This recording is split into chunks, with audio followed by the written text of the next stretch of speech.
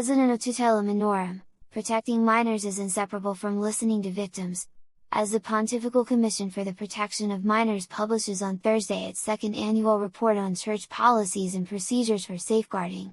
Its president, Archbishop Thibaut-Verny, speaks to Vatican News about the body's work, listening to the victims and walking with local churches to promote safeguarding measures. The second annual report on church policies and procedures for safeguarding of the Pontifical Commission for the Protection of Minors, released on Thursday, October 16, includes a series of recommendations addressed to Episcopal conferences and promotes the development of welcoming listening centers to help victims of abuse by clergy members. This listening, the report emphasizes, will allow the Church to learn and refine its commitment against abuse. The text also highlights the importance of supporting Episcopal conferences in implementing guidelines, relying both on local experiences and the support of apostolic nuncios.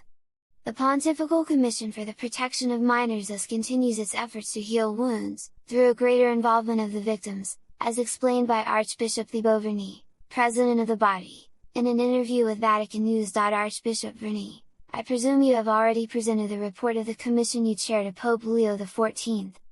Pope Leo XIV wants the work of the Commission to be part of a process of continuity, or rather, of deepening.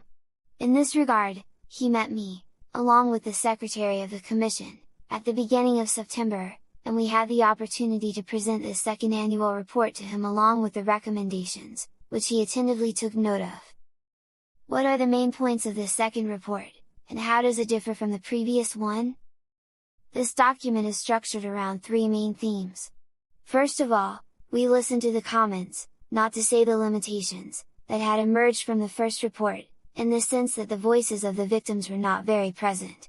For this second report, we made a point of involving a reflection group made up of victims.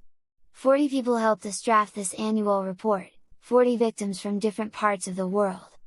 The second theme is the enrichment of the data at our disposal. We wanted to broaden our sources so they wouldn't be solely internal to the Church. Thus, we also used data from the United Nations Committee on the Rights of the Child.